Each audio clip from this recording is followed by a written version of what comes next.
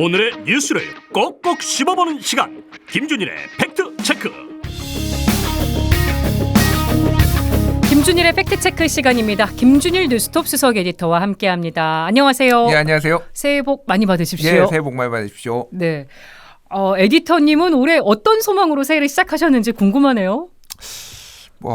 일단 나라가 좀 잘 돼야 될 텐데. 나라 걱정. 장난이 아니고요. 진짜로 그렇습니다. 그래서 굉장히 올해 한 해가 중요한 한 해가 될 것 같다는 생각이 들고, 그래서 어떤 선거도 뭐 이제 국민들의 어떤 판단에 의해서 어떤 결과가 나오겠지만은 선거 이후에가 더 중요한 것 같아요. 네. 그 이후에 지금은 모든 정치권의 어떤 관심이 선거에만 쏠려 있지만은 지금 선거 말고도 그 이후에 해야 되는 일들이 정말 많이 쌓여 있거든요. 그렇죠. 근데 그게 제대로 좀 다 이제 미뤄질 거예요. 그래서 그 이후에 좀 많은 일들이 좀 제대로 좀 처리됐으면 좋겠다 이런 생각을 합니다. 네, 진심으로 나라 걱정을 해주고 계신 것 같은데. 진짜 위험해요, 나라가. 네, 뭐 지난해 방송에서도 짧게 말씀을 나누긴 했습니다만 지금 팩트 체크가 위축되고 있다는 우려도 계속 나오고 있어서 새해를 시작하면서 이 부분도 한번 좀 언급을 해주시면 좋겠는데요. 팩트 체크를 이제 언론계에서는 조금 많이 요즘 안 하는 분위기기는 해요. 안 하는 분위기가 왜 그러냐면 첫 번째는 원래 팩트 체크를 많이 하면은 좋은데 이게 가성비가 좋지 않다. 들이는 시간과 이게 그렇다고 조회수가 뭐 잘 나오는 것도 아니에요. 사실 막 정치인 페이스북 보고 쓰는 게 훨씬 더 빨리 쓰고 훨씬 더 조회수도 잘 나오고 그러니까 그렇기는 한데 지금 어쨌든 이런 거짓말이나 뭐 이런 어떤 발언들의 어떤 진위 여부를 가리고 이런 뭐 루머나 이런 것들을 가리는 데는 팩트체크가 좀 많이 필요하지 않나. 이럴 때일수록 더 많이 필요할 때가 아닌가 생각이 들고 저도 그렇게 생각이 들거든요. 총선이 다가오고 있으면 더더욱 그런 게 좀 많이 필요하지 않나 그런 생각이 듭니다. 그래서 많이 열심히 해주셨으면 좋겠습니다. 진실과 사실 이런 걸 다 이제 제대로 판별을 해야 되는데 팩트체크가 더 필요한 상황인 것 같은데 위축되는 상황. 네, 뭔가 좀 아이러니하게 느껴지기도 하고요. 새해부터 섬뜩한 일이 발생했습니다. 이재명 대표가 오늘 부산 방문 일정 중에 이제 피습을 당한 것부터 짚어봐야 될 것 같아요. 상황이 좀 하루 종일 긴박하게 돌아갔습니다. 어떻게 보셨습니까? 이런 일이 또 벌어졌구나. 그때 제일 최근에 있었던 거는 한 2년 정도 전에 그 송영길 대표가 대선 직전에 이제 괴한으로부터 망치로 이제 테러 당한 거가 있었잖아요. 그렇죠. 그러니까 이게 한국도 안전지대가 아니구나. 사실은 작년에는 기시다 후미오 총리가 사제폭탄 테러 위협에 한번 노출이 됐었고 그 전에 재작년에는 이제 아베 총리가 또 피습을 당했었죠. 아예 피습을 당해서 거기 사망을 했잖아요. 그러니까 일본도 이런 은둔형 외톨이의 어떤 테러 위험이 굉장히 노출되고 있다라고 하면서 한국에도 이런 것들이 가능하다 이런 얘기들이 계속 나왔었어요, 사실은. 근데 다만 한국은 총기가 이제 엄격하게 제한이 되고 있다 보니까 총기보다는 이제 이런 흉기에 의한 일단 피습 이런 것들이 우려가 됐는데, 그러니까 어쨌든 워낙 요즘은 정치인들이 가깝게 지지자들을 만나서 대화도 하고 악수도 하고 이런 것들이 너무 일상적이다 보니까 이런 거를 피하기가 굉장히 어려웠고 그 주변에 굉장히 많은 사람이 있었는데 그 누구도 이 부분을 막을 수가 없어. 순식간에 벌어지니까 막을 수가 없었잖아요. 그래서 이 부분은 좀 정치인들이 좀 경각심을 좀 가지고 적극적으로 보호를 해야 되지 않나 그렇게 보여집니다. 어쨌든 생명에는 지금 위험하지 않다라고 위협적이지 않다라고 하니 천만다행이다. 이렇게 말씀드리겠습니다. 보니까 지금 뭐 이렇게 지지자들로 돼 있고 사인해달라고 하는 갔으니까 이걸 구분하기는 쉽지 않았을 것 같거든요. 그렇죠. 이제 또 이렇게 머리띠 형식으로 부르고 누가 봐도 지지자인 것처럼 하고 있는 행색으로 있었으니까요. 지지자들이 하는 그런 모습으로 이제 갔다라는 건데 지금 이재명 대표를 죽이려고 했다 이런 거를 경찰에서 진술을 했다라는 거잖아요. 그래서 정말 큰 우려가 되고 있는데 우리 안에 그동안에 우리나라에서 가장 좀 혼탁했고 소위 말하는 테러가 많이 일어났던 때가 딱 1945년 해방 직후에 그때 이제 뭐 여운형 선생 암살되고 막 여기저기서 다 암살되는 상황이 굉장히 많았잖아요. 백색 테러, 적색 테러 막 이런 것들이 이제 많았단 말이에요. 근데 최근에 이제 한국에서 벌어지는 거는 이건 좀 상황을 지켜봐야 되겠지만은 내부의 차이에 대해서 더 못 참는 것 같다. 상대 진영에 대해서 못 참는 것보다 내부에 대해서 더 못 참는 것 같다라는 생각이 들어요. 그리고 화를 너무 많이 사람들이 느끼고 있고 이거를 정치권에서 좀 부추기고 있다라는 생각이 많이 듭니다. 네. 송영길 대표가 2년 전에 테러 당할 때 그때 사실은 그분은 크게 보면은 민주당 지지의 성향의 분이었어요. 네. 그리고 반미 외치고 미군 철수 외치는 분인데 제대로 못한다라고 하면서 화를 내면서 사실은 그렇게 이런 식으로 표현을 한 거죠. 테러를 이제 망치로 머리를 이제 때린 거였거든요. 근데 이분도 지금 지켜봐야 되는데 지금 아직까지는 뭐 명확하지 안 나왔습니다만 오히려 이제 범민주당 쪽의 지지자의 가능성을 배제할 수가 없어요. 예. 그러니까 이게 너무 이게 우리가 막 수박이다 뭐 이렇게 하면서 작은 차이를 가지고 더 이렇게 증오하고 이렇게 하는 게 오히려 사람들한테 이런 감정을 일으키고 이런 행동까지 하게 하는 게 아닌가. 정치권이 좀 이렇게 테러는 하면 안 된다 이런 얘기만 할 게 아니라 네. 그렇게 스스로 증오를 일으키는 방식의 어떤 레토릭이라든지 이런 것들을 조금 점검해 볼 필요가 있지 않나 그런 생각이 듭니다. 네. 말씀해 주신 대로 극한 대립 자체도 문제지만 극한 대립이 있다고 해서 이런 행동이 용납되는 건 아닙니다. 그렇죠. 이런 부분은 정말 있어서는 안 되는 일이라는 거 다시 한번 짚고 넘어가고 오늘 이 건 때문에 여야 2+2 협의체 취소가 됐고요. 또 대전에 이어서 대구 찾을 예정이었던 한동훈 비대위원장은 또 일정을 또 최소화했더라고요. 예. 다 피습을 고려한 조치라고 봐야 되겠죠. 지금 뭐 국민의힘 같은 경우에는 아예 주의보가 내려져서 정쟁하지 말고 아무 말도 하지 마라 쉽게 얘기를 하면은 괜히 이런 상황에서 조금 역풍 불 수 있고 그러니까 뭐 이거 국민의힘이 한 건 아니니까 역풍이라는 말이 정확하지는 아닌데 어쨌든 잘못하면은 말 한마디 조심하라는 거죠. 예, 크게 이제 뭐 욕 먹을 수 있으니 그러니까 아무 말도 하지 마라 이렇게 뭐 그런 정도가 내렸을 정도로 이게 대한민국에서는 굉장히 큰 거죠. 사실 2006년에 서울 신촌에서 그 박근혜 이제 한나라당 대표였죠. 네. 당시 피습당했을 때도 나라가 벌컥 뒤집혔잖아요. 그랬어요. 그 지충호 씨가 징역 10년 받고 이제 복역하고 나왔었거든요. 예. 실은 굉장히 약하다 저는 그런 생각이 듭니다. 이런 거의 이거는 특히 이번 건은 뭐 알 수는 없지만은 이거 지금 살해 의도를 본인이 얘기를 했다라고 한다라면은 진짜 심각한 거예요. 예, 진짜 심각하고 그 흉기 크기도 사실은 18cm라고 하거든요. 예. 그때는 커터칼이었고 그러면은 이거는 정말로 좀 중하게 보고서 다스려야 되지 않나. 근데 뭐 이렇게 엄벌에 처한다고 해서 할 사람들이 안 하는 게 아니거든요. 네. 기본적으로 증오 감정을 좀 정치권이 낮추는 거에 대해서 좀 고심을 해봐야 될 것 같습니다. 네. 한동훈 비대위원장이 당원들한테 자신이 피습을 당한 것처럼 생각해달라 이런 말까지도 했더라고요. 이번 테러를 규탄한 것뿐만 아니라 그렇죠. 이 부분도 주목이 됐습니다. 그럼 한동훈 그러니까 전 법무부 장관이야말로 법치 얘기를 가장 많이 하셨던 분이잖아요. 네. 그리고 법에 따라서 해야 된다라는 거라고 본다면은 이 부분에 있어서는 절대 용인할 수도 없고 문제라고 보겠죠 당연히. 그러니까 예. 그 부분은 뭐 아까 그리고 또 말씀드렸지만은 이게 뭐 행여나 뭐 지지자들 중에서 야 시원하다 뭐 이런 얘기라도 홍여 나오면은 이게 굉장히 악영이 그러면 예. 당연히 안 되는 거고요. 근데 이제 또 그런 분들이 또 계실 수도 있으니까 그런 것들을 좀 강하게 단속을 하게 하는 거 아닌가 그렇게 보여집니다. 네. 뭐 검경이 이제 뭐 특별수사본부나 팀을 꾸렸다고 하니까 지켜봐야겠습니다만 민주당이 당장 내일 비상의총을 잡아놨어요. 예, 의총을 잡을 수밖에 없죠. 사실 제가 지난주에 토론회가 그날 의총 때문에 연기가 됐잖아요. 맞아, 발언을 하실 예정이셨잖아요. 선거제 관련해서. 내일 오전 9시에 선거제 관련 토론회 했는데 또 연기됐습니다. 또 연기됐어요. 예, 이 의총이 열려서. 예. 근데 뭐 이거는 정말 부득이한 상황이니까. 진짜 그래서 민주당은 비상인 거죠. 예, 다음 주 화요일 날 이제 저는 그 토론회는 열기로 했는데 어쨌든 내일 의총을 열고 지금 향후 대책을 좀 논의할 거라고 하는데 일단 이재명 대표가 뭐 알 수는 없지만은 지금 생명이 위독하거나 그런 상황은 아니라고 합니다. 예. 그러니까 당분간은 좀 거동이 불편할 것 같고 이게 정치권에 좀 미묘한 파장을 불러일으킨 게 특히 이제 그 민주당의 비명계들이 이낙연 전 대표라든지 지금 줄줄이 원칙과 행동이 상식. 예고돼 있는데 이런 일이 벌어졌어요. 그러니까 이를테면 원칙과 상식 같은 경우에는 원래 연말까지 이재명 대표의 변화를 촉구를 했고 연초에 다시 한번 확인을 하고 탈당을 하겠다라고 했는데 네. 지금 확인을 하기가 어려워졌어요. 지금 당장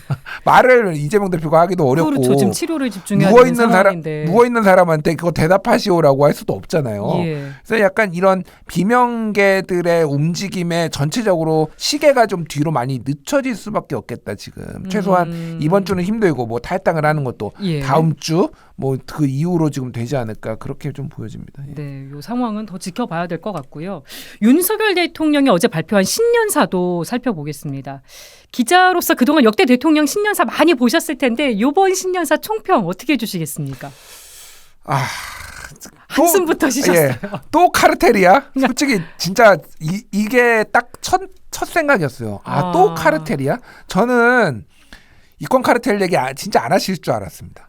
이번에는 안 하리라고 생각을 했고, 아니 뭐 이권 카르텔 뭐 없애고 뭐 이런 거 네. 좋은 얘기죠. 근데 좋은 노래도 1절이잖아요. 이거 2절, 3절, 4절 매번 들으면은 이게 사람이 이게 야구도 이렇다면 맨날 아무리 투수가 공이 좋아도 직구만 던질 수 없습니다. 예. 페스트볼만 어떻게 던집니까? 변화구도 체인지업, 던지고. 예, 변화구도 체인지업도 던지고 슬라이더도 던지고 그래야 되잖아요. 근데 야 이번에도 이권 카르텔 돌직구를 또 던지셨구나.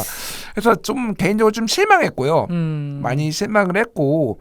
그 이제 경제 인식에 대해서도 너무 좀 아니했다. 이거는 유승민 의원이 페이스북에다가 절절히 써놨어요. 네, 세게 비판을 했더라고요. 그러니까 정말로 우리가 여기에서도 방송에서도 얘기를 했지만은 가장 본인이 정부가 보기에 낙관적인 얘기만은 계속 얘기를 해놓은 거예요. 네. 뭐 고용률, 실업률 또 저번에 제가 한참 비판했잖아요. 맞는 수치이긴 하지만 내실을 보면 또 아니라고 볼 수밖에 없는 제조업 수치들. 취업자 수는 11개월 연속 감소를 했고요. 청년 취업자 수는 13개월 연속 감소를 했습니다. 그게 이제 이 통계 그 바닥에 깔려 있는 거예요. 네. 지금 경기가 죽고 있다라는 거고 지금 뭐 이를테면은 경제 성장률 1.4%는 지금 역대급으로 낮은 수치고 뭐 이런 것들을 하나도 언급을 안 하고 가장 유리한 수치들.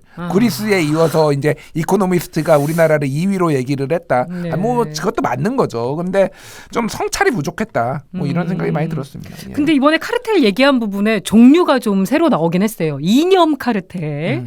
이념에 기반을 둔 카르텔. 이 부분 한번 직접 들어보겠습니다. 자기들만의 이권과 이념에 기반을 둔 패거리 카르텔을 반드시 타파하겠습니다. 모든 국민이 공정한 기회를 누리도록 할 것입니다. 부패한 패거리 카르텔과 싸우지 않고는 진정 국민을 위한 개혁이 불가능하기 때문입니다.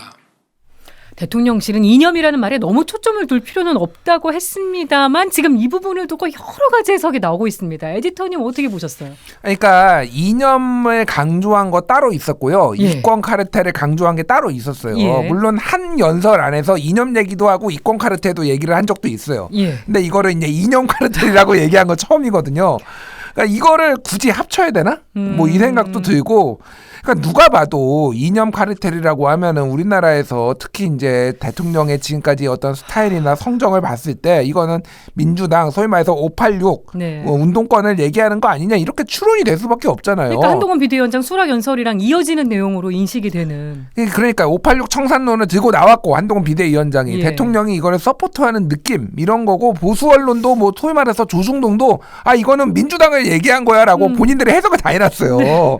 그러니까 이거를 그렇게 안 볼 수 있냐라는 거죠. 그러니까 제가 말하는 거는 대통령은 그러니까 희망을 얘기해야 되고 올해의 방향을 얘기해야 됩니다. 네. 그러니까 왜 또 야당이랑 싸우려고 하죠? 그러니까 한동훈 비대위원장이 국민의힘 대표로서 야당이랑 싸우는 거는 이해가 가요. 총선도 앞두고 있고 뭐 네. 586 문제가 있으면 비판도 하고 청산도 하는 거죠. 네. 근데 왜 대통령이 거기에서 발을 담그냐고요. 그러니까 대통령은 국가를 위해서 무슨 일을 할 것인가 이런 거를 해야 되는데 예를 들면 이런 거예요. 저는 이 가장 제가 기억에 남는 신년사 중에 하나가 2000년에 김대중 대통령 신년사였어요. 예. 그때는 김대중 대통령이 인류의 보편적 가치, 인권, 정의 같은 걸 얘기했고요. 남북 관계 굉장히 강조했거든요. 네. 남북 경제 공동체 구성을 제안하고 이산가족 상봉의 실현 의지를 얘기를 했고요. 그해 결국 남북 정상회담이 열렸어요. 그거를 가지고 본인이 그거를 이뤄냈어요. 그러니까 이 본인이 신년사에 얘기를 한 거를 본인이 이뤄내는 거 이런 게 사실은 사람들이 이런 거를 올해 하려고 하는구나라고 기대를 하고 그거를 보고 이제 이런 게 신년사거든요. 그러니까. 근데 또 이권 카르텔을 얘기를 하면은 도대체 이걸 어떻게 하려는 건지. 왜 넣었다고 보세요? 그러니까 제가 듣기로는 처음에 이 연설문에 이권 카르텔이 들어있지는 않았다라고 알고 있어요. 그러니까 나중에 첨언이 됐다는 얘기가 나왔는데 그래서 대통령이 이걸 꼭 넣어야 되겠다라는 강한 의지가 들어갔다 이렇게 좀 전해지고 있어요. 그러니까 여전히 대통령은 지금 누군가와 전쟁 중이다. 이념 전쟁 중이다. 이념 전쟁이 끝나지 않았다라고 보는 거고 그게 이제 지금 뭐 이게 국방부 신원식 장관이 다 내 탓이오라고 얘기를 하고 있지만은 그 이념 전쟁의 연장선상입니다. 그러니까 뉴라이트 뭐 이를테면 거기에 이제 한호섭이라든지 여러 명들이 이제 거기에 관련된 분들이 그런 거를 가치를 가지고 있고 이런 이념 전쟁을 계속 하려고 하면은 글쎄요 국민들이 거기에 동의를 하고 계속 따라오고 국정 지지율이 오를 수 있을까요? 그러니까 정말로 개혁을 하고 싶으면 일단은 국정 지지율부터 좀 올리셔야 됩니다. 이런 35%는 아무것도 안 돼요, 정말. 근데 또 이상한 부분이 서울 강서구청장 보궐선거에서 여당이 참패한 후에 이제 이념을 강조하다가 민생이 중요하다고 좀 돌아선 듯한 선회한 듯한 모습도 분명히 보였었거든요, 대통령 발언으로.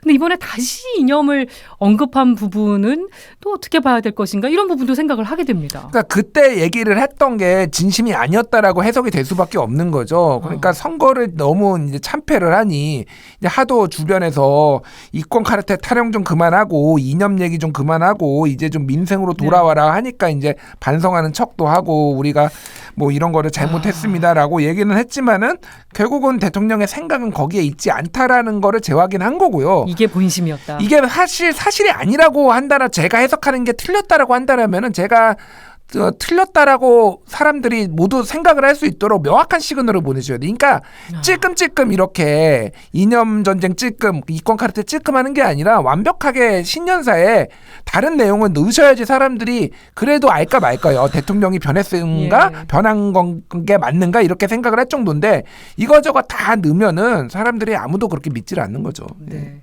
앞에서 뭐 조금 얘기해 주셨습니다만 새해 경제 전망 얘기도 했는데 좋은 얘기만 골라서 했습니다.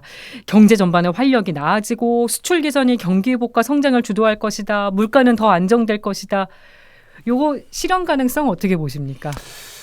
그냥 잘 하셨으면 좋겠어요. 다 실현하셨으면 좋겠습니다. 정말 진심으로. 진심으로 정말.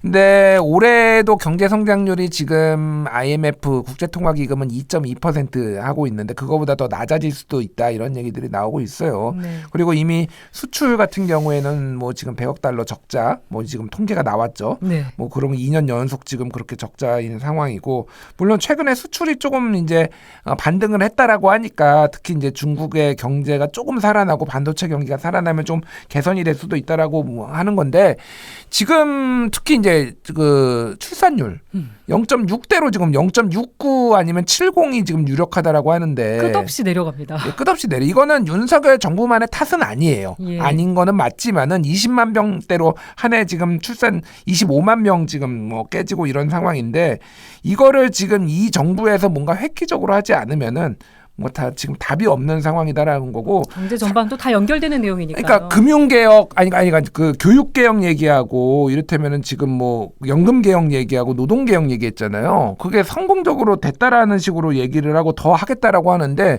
노동개혁이 된 게 뭐가 있죠?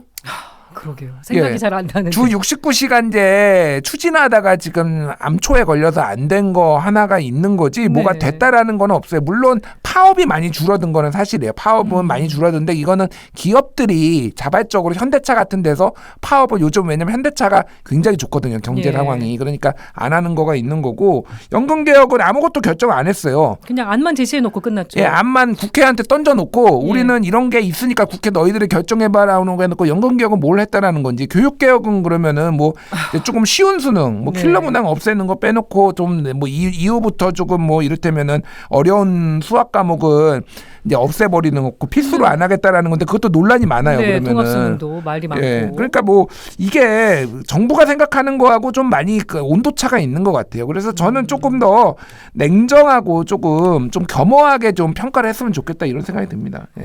오늘 윤 대통령이 증권 파생상품시장 개장식 또 경제계 신년 인사에 참석을 했습니다. 현직 대통령이 증시 개장식 참석한 건 이번이 또 처음이라고 하는데 요거는 어떻게 봐야 될까요? 나름 경제 행보를 한 걸로 또 보이긴 합니다만. 이거는 그 요즘 최근에 있었던 몇 가지 그거하고 좀 일맥상통하는 것 같아요. 하나는 저기 공매도 금지한 거. 예. 그리고 이제 또 하나는 그 세금 갑자기 소득세. 네. 예, 그거를 10억에서 50억 원으로 상향한 거. 방법. 그거와 맞물려서 지금 내가 주식 시장에 이렇게 관심이 있고 그래서 좀 표를 가져오려고 하면서 지금 금융투자소득세도 지금 폐지를 검토하겠다 네. 이런 얘기를 했거든요. 금융투자소득세가 뭐냐면은 원래 작년부터 시행이 됐었어야 되는데 여야가 합의를 해가지고 내년 2025년부터 이제 하는 건데 주식, 채권, 펀드, 파생상품의 금융투자로 일정 금액 주식은 5천만 원, 기타는 250만 원 넘는 소득을 올리면은 20%의 세금을 내는 거를 얘기를 해요. 예. 소득이 있으면 과세가 있다 이 원칙이 있는 건데 근데 부자 감세 얘기 또 나오잖아요. 이거를 만약에 폐지를 하면은 이거는 없는 거를 만드는 겁니다. 그러니까 네. 지금까지 없는 거를 만드는 건데 주식 투자에 있어서는 왜 이렇게 이게 그러면 과세를 안 하느냐라는 거를 이제 논란이 있었는데 그래서 만든 거고요. 이게 뭐 조금 뭐 여러 가지 복잡한 이슈가 있는데 소위 말해서 증권거래세를 낮추는 조건으로 이게 있는 거예요. 그러니까 네. 우리나라는 지금 거래세 중심입니다. 거래를 할 때마다 돈을 내는 거니까 내가 심지어는 투자를 했는데 쫄딱 망했어요. 네. 그래도 거래세는 많이 낸 거야. 그러니까 이미. 근데 이거를 앞으로는 거래세는 낮추고 내가 이득을 내면은 돈을 내는 거다. 이게 또 합리적으로 보일 수도 있잖아요. 예. 사람들한테는. 근데 이거에 대해서는 뭐 찬반 논쟁도 있고 개미들이 반대하고 있고 뭐 이런 겁니다. 그런데 이거를 여야가 합의한 이 상황을 가지고 대통령이 가가지고 가서 얘기를 했다?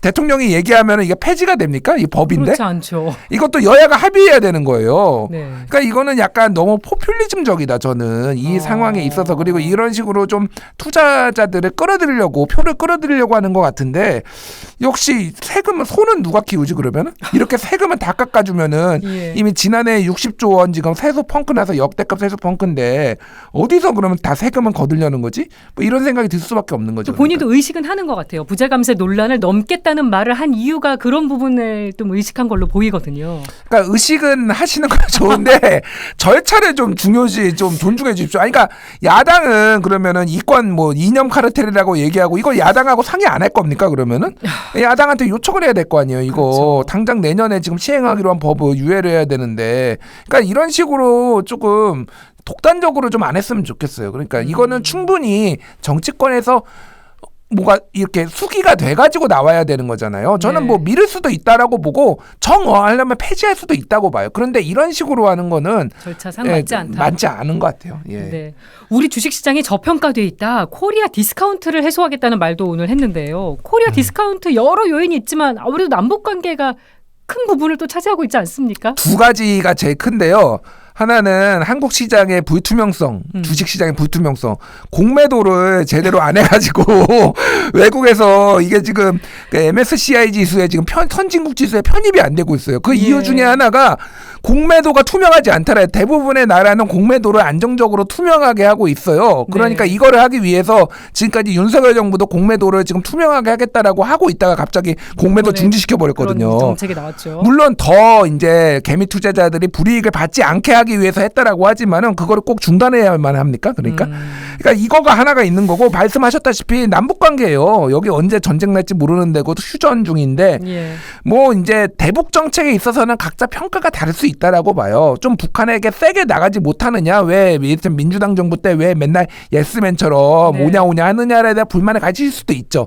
근데 결과적으로 보면은 그렇게 세게 나가가지고 남북 관계가 좋아지거나 아니면은 한반도 안보가 좋아졌으면 모르겠는데 결과가 얘기를 해주는 거잖아요. 북한 도발 더 많이 한 것 같아요. 예, 더 위험해졌다라고 예. 지금 바깥에서 평가를 하고 있고 코리아 디스카운트는 더 세질 수밖에 없다라고 본다라면은 세게 나가든 뭐 평화 전략으로 나가든 뭐로 가든 그러니까 우리만 이득이 되면 되는 거예요. 전략적으로. 그러면은 그 답을 내놔야 되는데 지금은 계속 직구만 던지고 여기서도 마찬가지거든요. 계속 돌직구만 던지고 변화구나 다른 거를 생각을 안 하니까 지금 문제가 된다. 네.